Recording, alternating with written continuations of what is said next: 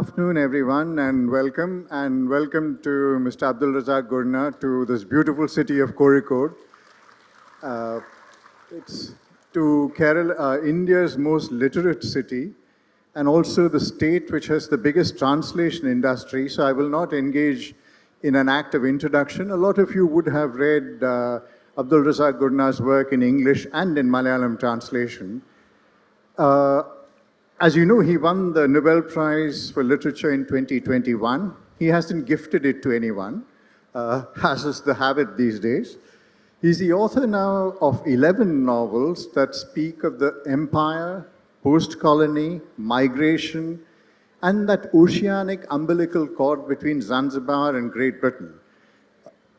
His own departure from Zanzibar was in 1967, following violence against those of Arab origin with the coming of independence and the growth of ethnic nationalism.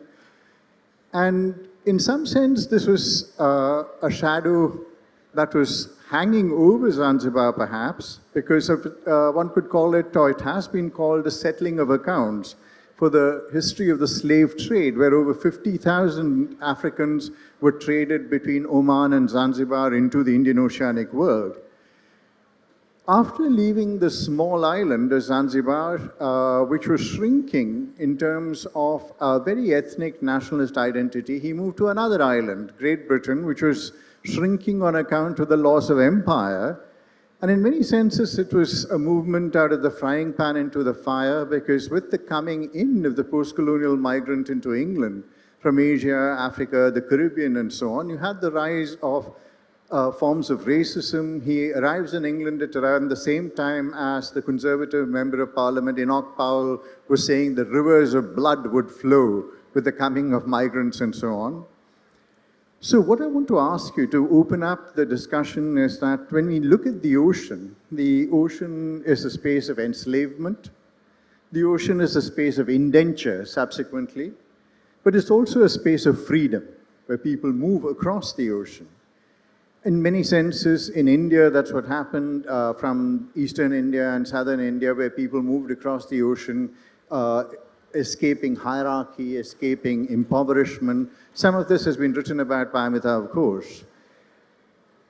What role does the ocean play in your work? I mean, it acts as a kind of connective tissue in many senses in all your novels, but what role does the ocean play as a narrative force? Hello everyone.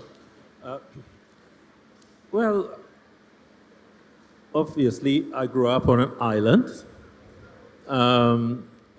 living in a part of the island where, we were inches from the shore, and not only just the shore, like a beach, but the harbor, where you could see the world coming and going. So from a very early age, I was aware that there is a world, because it came to us. I didn't have to travel. And the road that this world traveled on was the ocean. I didn't, of course, at a young age understand distances. I didn't know that a boom, for those of you who don't know, a boom is a kind of sailing ship. It's not a noise. But a boom, these beautiful, huge sailing ships, were coming all the way from Basra. I didn't know where Basra was, but I knew there was a Basra because we were reading those stories. So the world across the ocean was not only physically coming to us in the presence of all these people who were coming every monsoon, or musim, as we used to call it, to trade, but because of what they brought with them, which were not only their religion, or religions, but their stories, their cuisines, and I guess their view of the world as well. So there was a sense, I like to think of it as a kind of a cosmopolitanism. There was a sense of a cosmos, which was the Indian Ocean cosmos. We sometimes, I think think of the word cosmopolitan as something that describes a European man who's knowledgeable or interested in the non-European world. And this, in some way, makes this person a cosmopolitan. But which then assumes that there is actually one world, which is a kind of real world, and lots of other worlds which are unknown until those worlds are kind of recognized and incorporated into the knowledge system of the real world. But in reality, I think there are many different cosmopolitanisms. Let's say one which centers on China, for example, or one which centers on the Mediterranean, or the Middle East, or the Indian Ocean. And those worlds know each other, and have known each other, and continue to know each other, despite the disruption that the European presence, the colonial presence in the Indian Ocean caused to disrupt some of these long, centuries-old patterns of transmission. They've survived that. They've survived that in some fashion, not in the same rich, permissive way of previously, which also included, of course, the exploitation of people, the kidnapping of people, and perhaps to some extent the mistreatment of people. But nonetheless, these routes remained open. And then they closed. One of the reasons they closed is because of the new borders, the territories that now became, let's say, on our part of the world, that became Kenya or Tanganyika or indeed Uganda, etc. And then now you have to have a passport. Right. Or the borders which are guarded by security forces and so on, which weren't there before. So the Indian Ocean, we didn't even think of it as the Indian Ocean, but just the ocean was present in a really quite profound, multifarious, complex sense. Yeah, actually, that's, there is a way in which the nation state and nationalism does lead to a closing of the mind. You lose that sense of the cosmos. But I had a very specific question. One can live beside the sea like we do here, but all you could be doing is dipping your feet in the sea in the evening. But you had to make an ocean voyage as you fled from Zanzibar to England. And I wondered what that meant for you to actually be in that space which you always saw on the horizon. Actually, I flew to England. That was very wise of you. And I kind of overestimated your age. It wasn't the age of the sea voyage. Yeah, well, you could still sail to England in those days because there was still the castle line that used to sail from Cape Town to Southampton. So, but it would have taken you 3 weeks. Right. And anyway, probably more expensive than a flight even then. No, we flew. But what was it like? Well, I was 18. You don't really think these things through. What am I going to? My reason, you said fled, but I would say no, I left. I did not flee, I left. And one of the reasons I left, it was a very difficult time in Zanzibar at that time. The state was a terror state in the sense that arbitrary moves, people were arrested, detained, sometimes disappeared, killed, and random acts of violence. I remember one occasion when a member, like an MP, a member of the Revolutionary Council, with a couple of his mates, walked into the Isnashiri Mosque and just started firing, killing the worshippers there, and nobody knew why. So these kinds of things were happening. Young women being forced into marriage because they were, let's say, of a particular ancestry. But also, they closed the schools for some reason. They said, you don't need schools. And I thought I did need schools. So that was, for me, the biggest impulse for saying, I can't stay here. I want to go somewhere where I can continue studying. But I was 18, and I didn't think what this actually meant, in effect, that you are abandoning or leaving your country. And actually, this is an interesting dilemma that's facing most countries, including ours, that once you have a very strong sense of citizenship and identity that comes up, it necessarily creates people who are not citizens, who become outsiders in the country that they've lived in. And I just wanted to go back to what you said about cosmopolitanism, and it's an interesting idea to think with regard to the ocean, because there is a particular mode of life, of engaging with the world, of people who live on islands, people who live in port cities like Kozhikode or Cochin further south. And there's a mixture of races, a mixture of nationalities, ethnicities, religions, and so on. But two things could follow from this. See, one is I would say, the slightly, perhaps sentimental view that, look, what you have is a smorgasbord of people, and they're all living together, and they learn from each other, and that's the best possible outcome.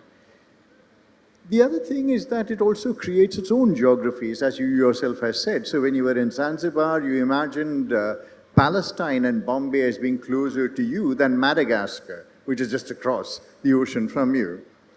But on the other hand, your departure from Zanzibar was a result of a cosmopolitanism that had hidden underneath a kind of violence arising precisely from this mix of communities.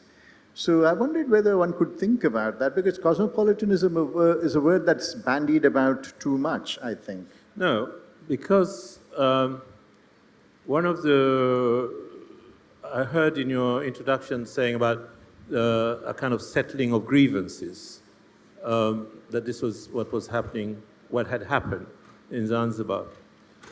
Yes, to some extent, but there is an intervention of great importance that created the situation in Zanzibar.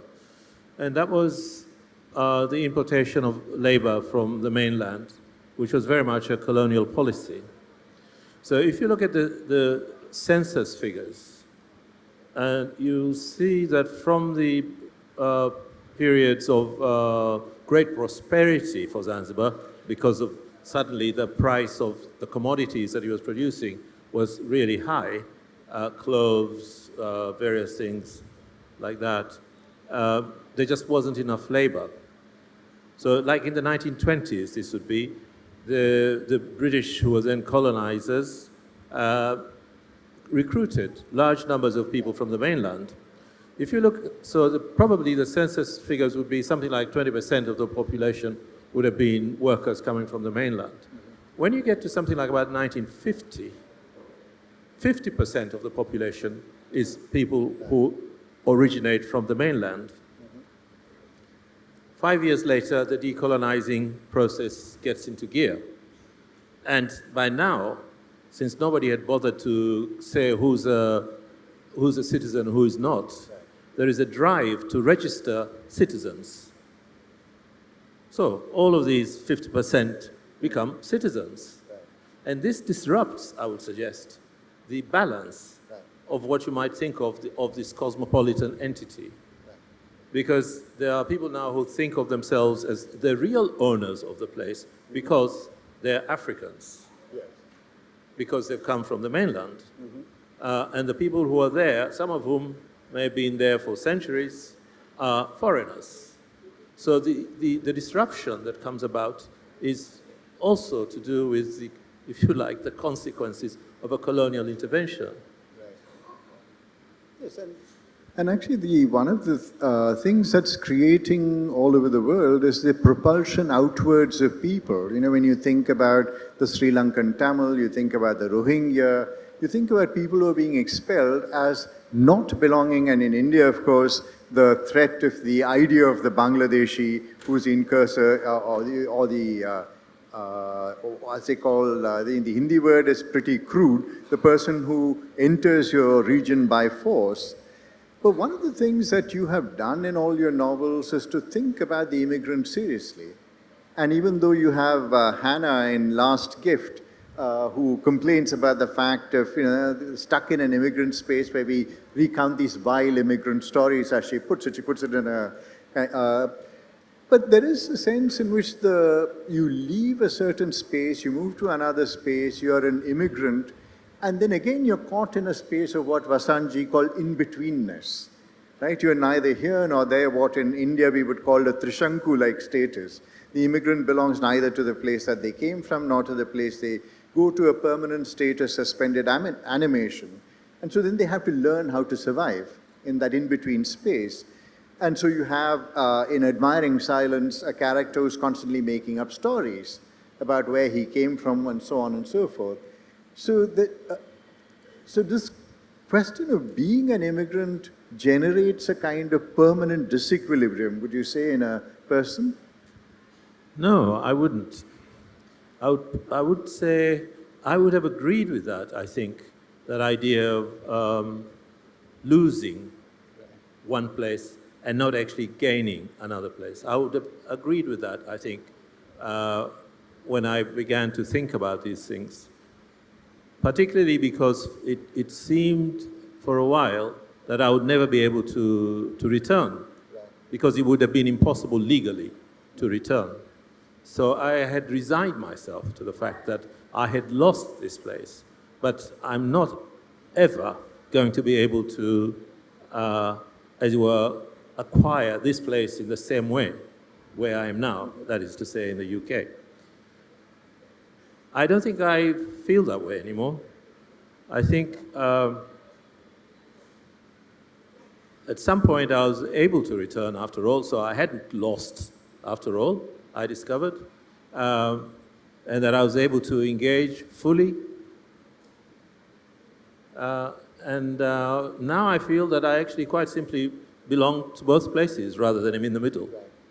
Of course, when sometimes people say, so where is home? And my answer is that home has become, for somebody like me and for many millions of others, a complicated question. It doesn't mean where you were born anymore, nor does it mean where you live now. It doesn't necessarily either mean where does your kind of like allegiance lie, because there are different kinds of allegiances. There is the one that is, as it were, ingrained and that you can't shake it off, because whatever you do, it's not a question of remembering, it's a question of memory, and memory is out of your control, and that you cannot shake off, whether you want to or not. So it remains there, and that is an idea of home. But also a place where you live. I've now lived in the UK for more than 50 years. I have brought up children, grandchildren. I've worked there. I've contributed to that community. It's home in a different way.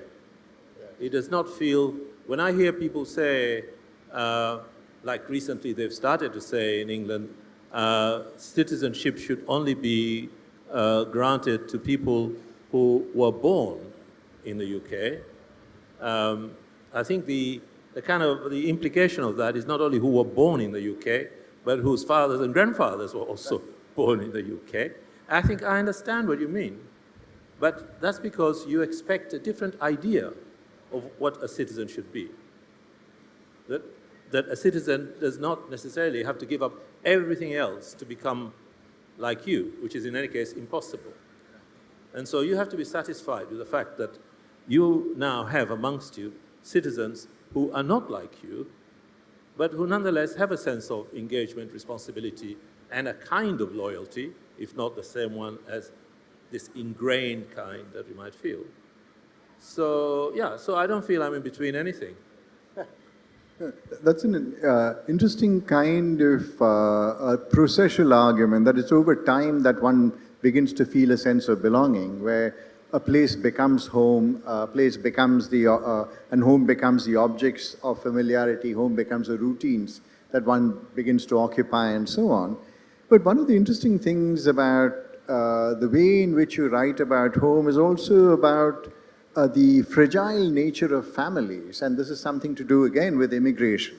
moving from one place to the other, weighed down by the memories of another area, the inability to belong fully in one place and so on, where the question of how do you nurture love, how do you nurture trust amidst the detritus of histories of departure and arrival. This is one of the themes that runs through most of your novels. The possibilities of love, of domesticity, much of this in a few of the novels is deferred to a space outside of the novel. So we are left with the hope that people will find love, will find families, will find happiness and so on. There's also a wonderful sentence in from one of your novels where you say love can be crushing. There is a way in which the embrace of love also ties you far too deeply to something that actually in some sense, perhaps poisons your life. You talk about the cruelties of parents. In Doughty, you have a young female protagonist who somehow muddles through in paradise. Yusuf is pawned to a wealthy merchant. In your new novel, the latest novel, Theft, again, there aren't any stable entities called families. It's not like mother, father, children. Families are made and they're unmade, and then people belong to families and they realize they don't belong, like in the rift that happens in Theft. Right? So I wonder what drives this notion of the family, which is quite unique. I have not come across this in many other writers. Well, it's not to say all families are like this. These are the families I write about. Yes, of course. Which is not that I'm suggesting that more stable families are not possible. Or you might say, if you take the example in Theft, that you might say Fauzia's family is a stable family, right. For example. Or indeed Raya and Haji are a stable couple, they're loving and so on. But it's rather, if I return to your reference to love can also be, I can't remember, crushing. Yes. I think probably, I'm guessing, but I think it may have been from The Last Gift, where the family is, in any case, apparently a stable one, if we could call them that. Mother, father, son, daughter. But there is something which is unspoken. There is, the father is from elsewhere. And there is something that he has not told his family. And I'm suggesting there, I think, that it's not unusual for this to be the case. Right. And that often that is done out of love. You don't want to upset your family or your children, in any case, by talking about shameful things or painful things.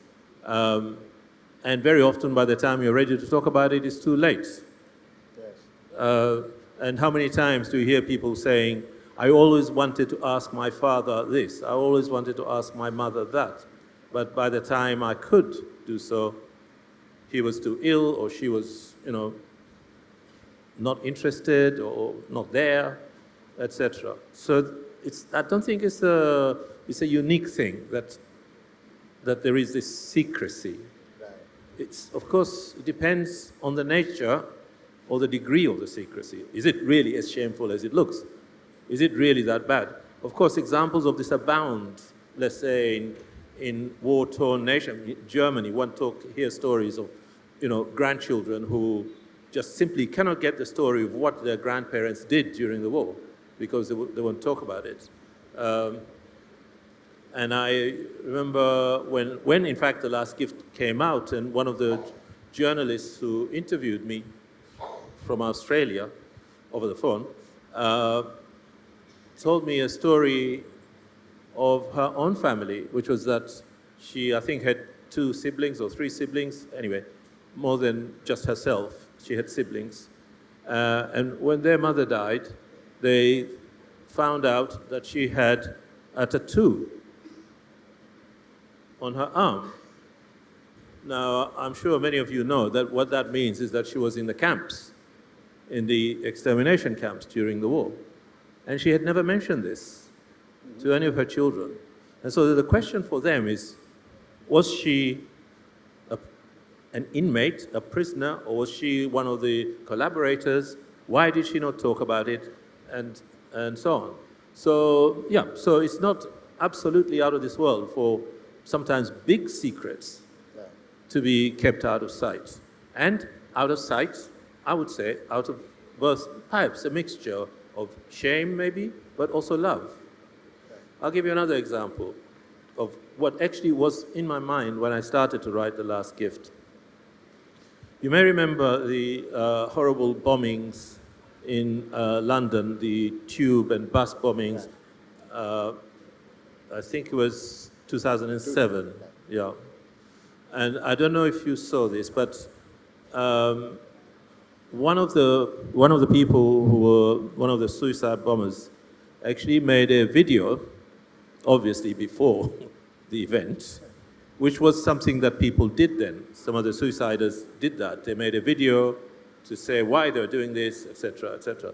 And somehow, which I don't think you would see now, somehow it was aired, part of it anyway, a couple of clips of it were aired on the news. And he spoke with great passion about how he was brought up as a child he was of Pakistani ancestry, and how he was brought up in a home which was secular, so he was not taught about his culture and his tradition and his religion, and he felt that something had been stolen from him. And that was why he then embraced Islam. And it seems, although it sounds crazy, it seems that this is the reason why he decided to go and kill innocent people. Mm-hmm. But the point is that those parents who were doing this were doing it out of love, were doing it because they wanted their son to grow up, as it were, integrated into this society and not somehow a stranger. So that may be another example of what love does. Right. Hanif Qureshi has something along these lines in one of his novels. Yeah, but I think this question of thinking about human relationships in which there are secrets, there are lies, there are silences, and also a word that you've used before, menace. And particularly when it comes to the people you write so beautifully about, children, women, who are often caught up in this immensely vulnerable situations.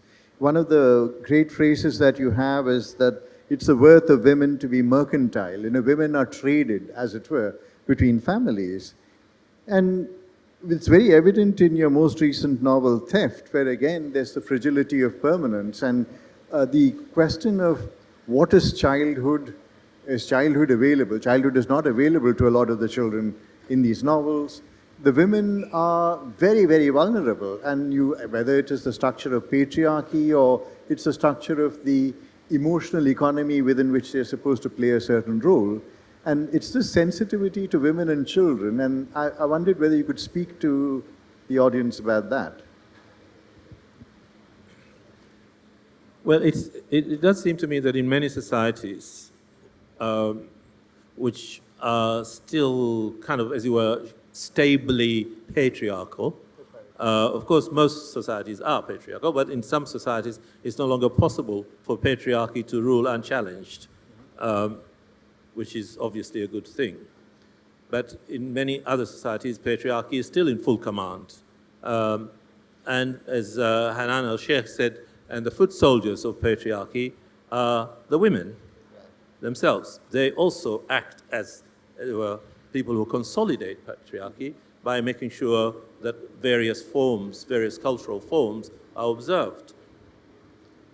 So they play both the role of being the nurturer, as I say, I think in Desertion, that they're the ones who weave the relations between children and parents and other people and so on, with stories, with manufactured kinds of connections, perhaps even with these demands that appear on the face of it to be demands kind of both sanctioned and demanded of by patriarchy. But there is another way in which there is a subversive kind of work going on against patriarchy, in the way that the wishes of patriarchy are in some way or another kind of undermined by what the women do between themselves, but also with their children. But the children overall remain pawns, remain things that can be spoken. But girl children already being, married off, at least in the mind, to so-and-so. How often does one hear this? Or boy children, already their careers are kind of, or what they will do in later life, being already forecast for them, and so on. So the power, I'm interested in this power that parents, particularly fathers, have over children and over their women, and how destructive it is. Yes, in many senses, the future is already foretold for these young children, whether they're girls or boys. But on the other hand, to dear fathers, I'm not suggesting that it's malice that drives them either. Right. There are other social sanctions that require that they become protectors of something greater than themselves. Right. Something which is to do with what society demands, or what their cultures demand, what is proper, what has to be done. Yeah, now just to step away from the texture of your novels, I want to ask a rather big question, because obviously colonialism looms large. It's the penumbral presence in the novels. And you returned to Zanzibar in 1984, 17 years after you left, for the reasons that you mentioned. But there's also a sense of disillusionment when you go back. I mean, where you speak about the betrayal by post-colonial elites, the fact that the country hasn't lived up to the dreams that it dreamed of itself, so to speak. And standing behind this is that the fact that the global order hasn't changed very much. Right? The global order, we don't exactly live in a post-colonial age as such, which is why we have these debates about reparation. So Shashi Tharoor, who's at the festival, Member of Parliament, historian, he said that, well, Britain owes us at least an apology and a token payment. It need not be a few millions, but it's a token payment per annum, £1 perhaps. And on the other hand, you have the kind of stance that Naipaul might adopt, that the world is what it is, you take it on the chin and you move on, right? So where do you stand with regard to these sets of issues about colonialism, which willy-nilly has impacted the way we lead our lives and makes me, a Malayali, speak to you in English, so... Yeah, well, there's many things there that you've brought in and linked them all together. Let's deal with Naipaul first and get him out of the way. He actually said that because Paul Theroux, who had written a rather angry kind of biography, memoir biography, bumped into him on Gloucester Road or something in London. And at that point, Naipaul says to him, you should just take it under the chin and move on. I'm not sure if that actually works for this bigger picture that you're describing. So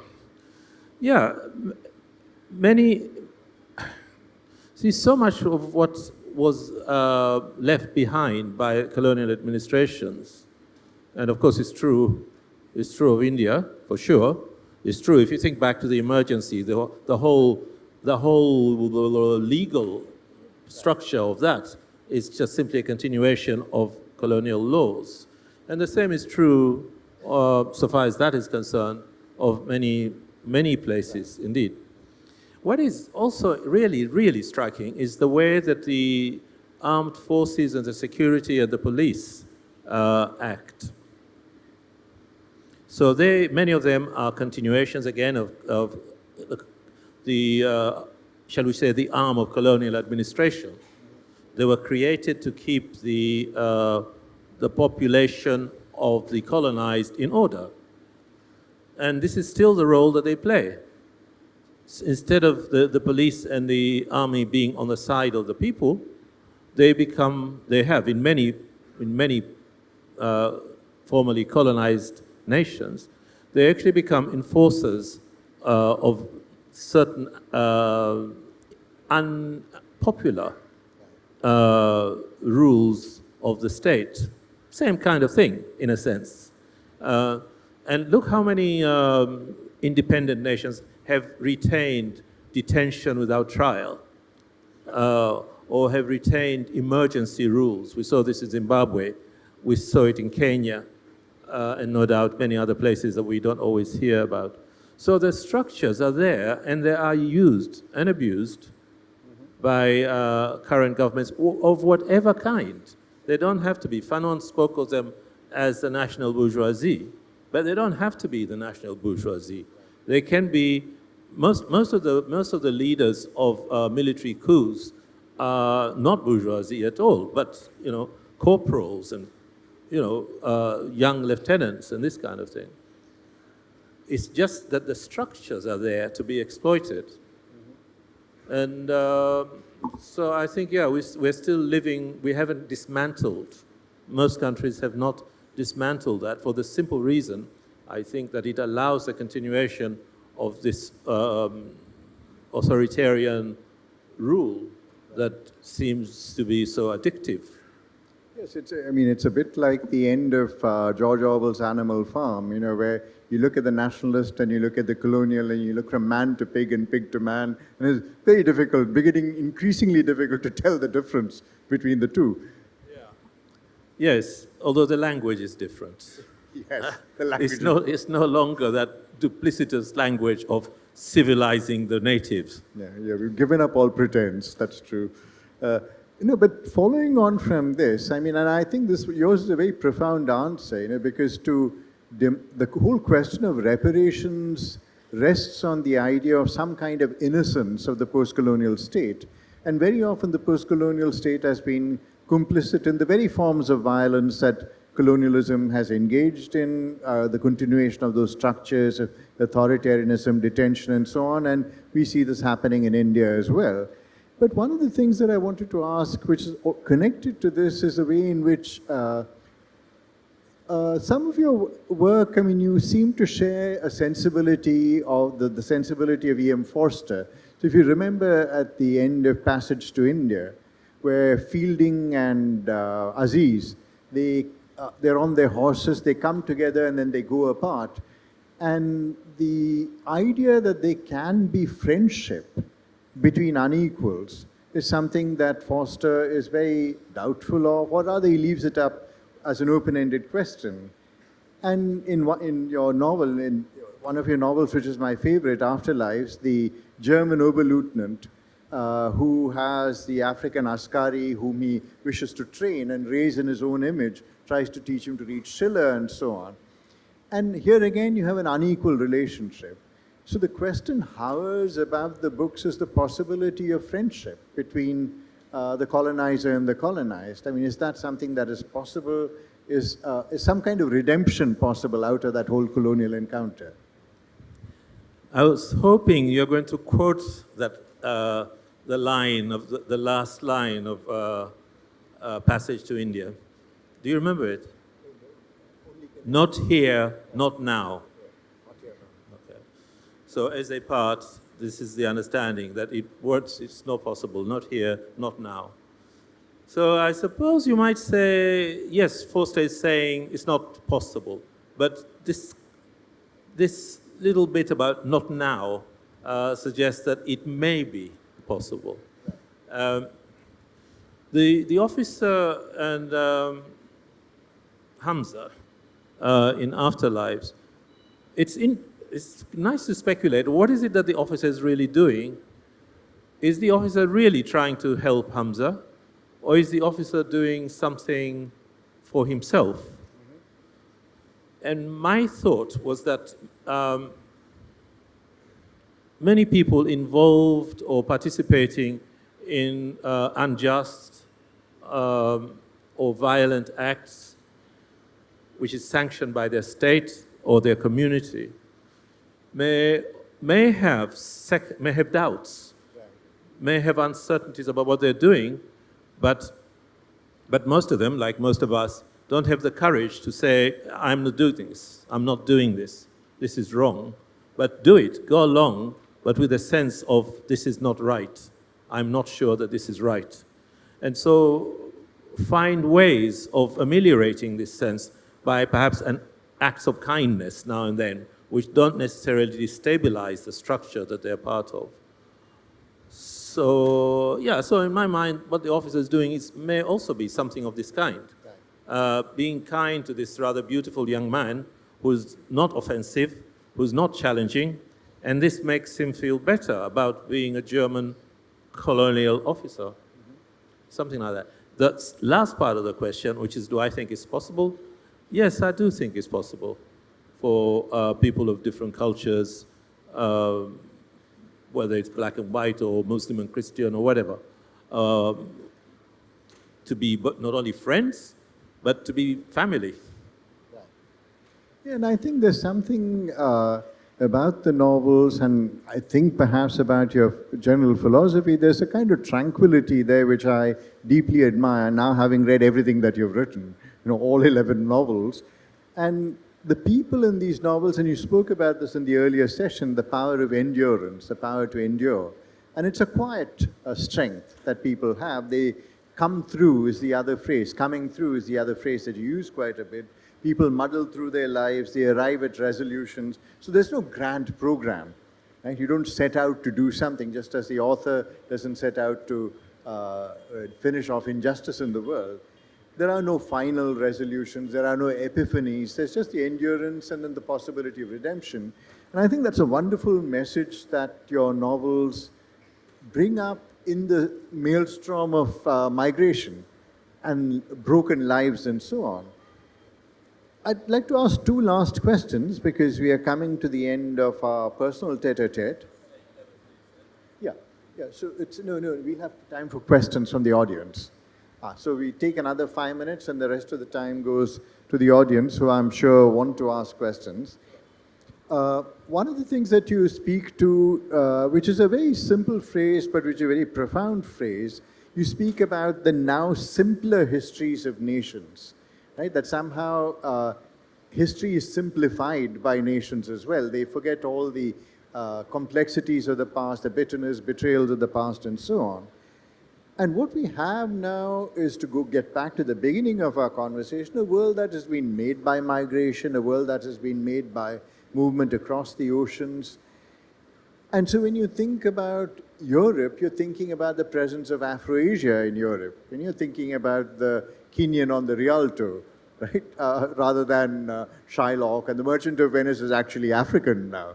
So when you think about all of this, how do we conceive the world? Is it possible to think about the world differently, given this history of movement, that we no longer think with, and this is a question that is probably driven by my own work, that is it more useful to think with the stranger, the migrant, the refugee, rather than with the idea of the citizen, which is really a very, very exclusionary category?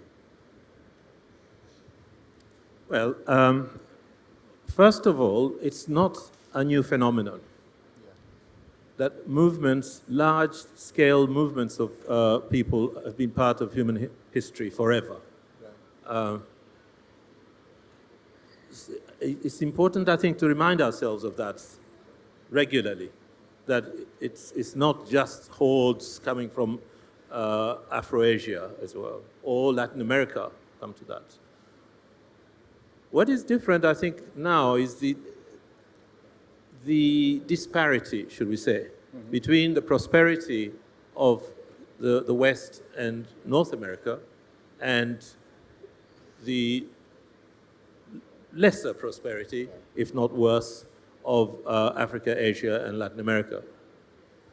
And no doubt, the wars in the Middle East and now in Venezuela don't help. The response of certain sections of Europe and of North America have been vociferous in recent years.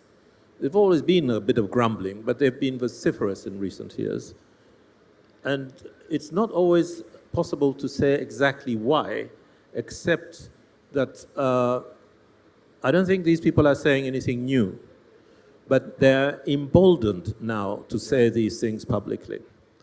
And their noise drowns out the other voices, which, in fact, all along have been both willing and participated in conciliatory acts, in acts of living together.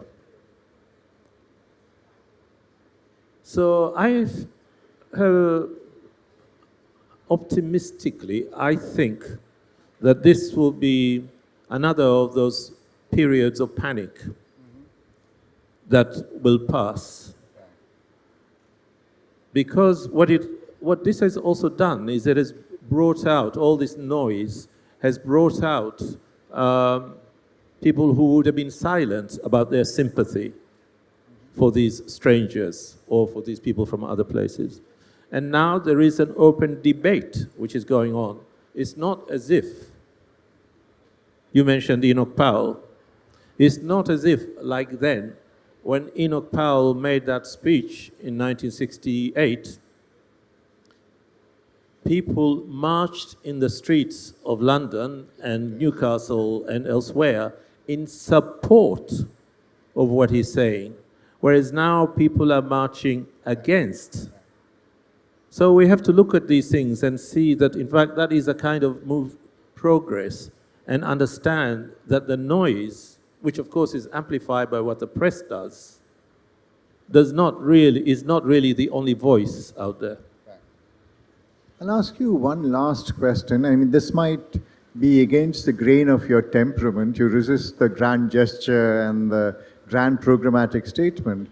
But I'm thinking back to the end of the war when Adorno said or speculated about the possibility of poetry after Auschwitz.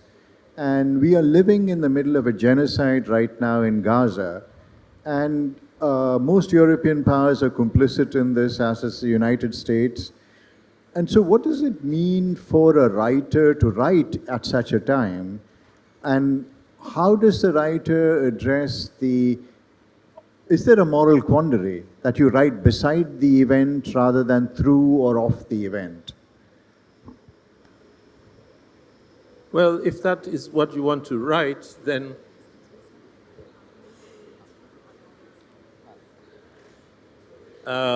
yes, it's your burden, as you were, to write about that. I don't think, I keep saying that nobody is obliged to write. People write because they want to do so. Therefore, I don't think anybody has any right to say, this is what you should write about. Let everybody write about what they want to write about.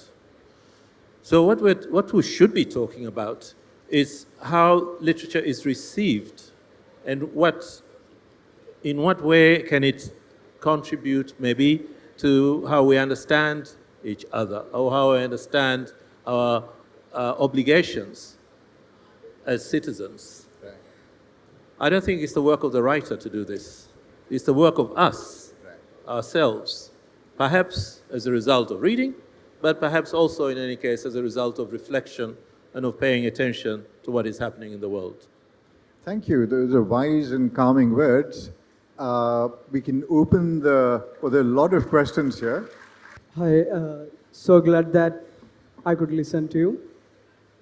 So I've been preoccupied with what you have been talking a couple of minutes ago, like when we are talking about moving on from a colonial past, do we have a precedence? Like the reason why I'm asking is when we look at the laws, especially in the case of India, the Indian Penal Code getting replaced by something like Nyaya Sanhita, the roots of the new laws might not be getting back to democracy or might not be leading to a secular liberal democracy for the interest of most of the people. So how do you look at this challenge, or if it's a challenge, or whether or not there is a challenge.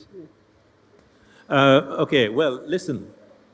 All I can say is that this is the kind of question which I don't have an answer to, nor do you. What happens, we have to be quite specific in the details of what we're talking about. We're talking about India. How many is it now? 600 million? And people with different aspirations and different desires.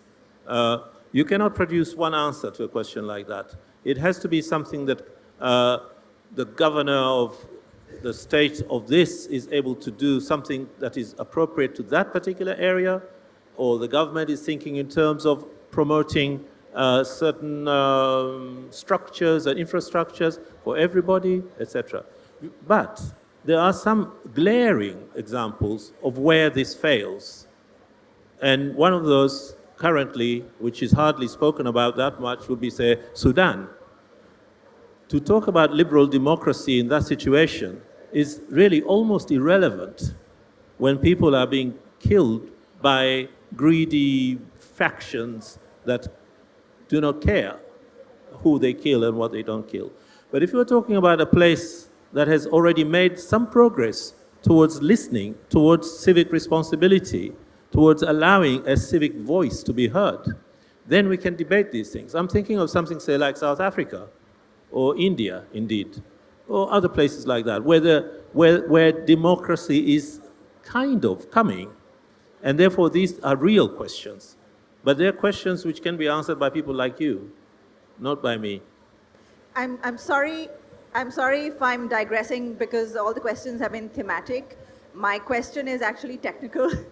I was just wondering, in your head, your characters probably speak Swahili, think in Swahili, but then on the page, they are speaking in English. So how do you resolve this problem of sort of translating, what they're saying in your head and then rendering it onto the page and still preserving the idiom, still sort of preserving some sort of authenticity?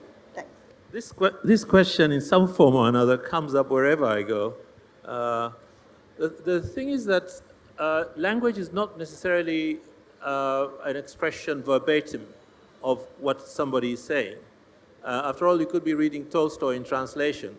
Do you wonder, well, is he speaking Russian or is he speaking English? It's interesting for a writer like me to be able to indicate that this is not English this person is speaking, but nonetheless it's written in English, because that's the language I choose to write in. And it's not always the case that these people are speaking Swahili anyway, because they could be speaking another language as well, and that too might be indicated. It's one of the really rather lovely dynamic things about writing. Good afternoon. My question is sort of an unfair one. In a lot of your work, I've read By the Sea and Paradise, you write about historical events, but you talk about the normal, average Isha and Juma and sort of normal people, I would say, because By the Sea takes place a little bit after the revolution in Zanzibar, but then you talk about someone who would not be referred to in a history textbook, for example. So my question is, why do you choose to do that? Why do you choose to talk about people who otherwise we don't necessarily think of, per se? And my other question is, why do you choose to write about that particular time? I grew up in Dar es Salaam, but it does feel like I'm time traveling a bit when I read your books. And you seem to want to write about the 20th century more than the current period, and I would like to know why. Thank you. Okay, first one, quick answers, I'm afraid. First one, I'll write about Isa and Juma because they're the kind of people I know. I don't know big people. So I know ordinary people like you and I. And it's not the case. You've read By the Sea and what was the other one? I can't remember.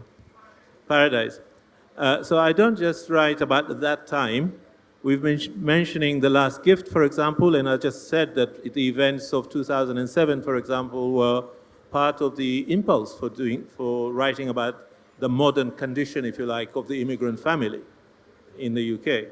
And indeed, quite a lot of what happens in theft would also be in the 21st century. So no, read the others. You'll find that I do move nearer the present as well. So thank you very much to DC Books for bringing Abdulrazak Gurnah to us, to be able to hear him in person after having read his works. And thank you, sir, for being with us and the tranquility which you bring to a world that is hugely troubled right now. Thank you so much.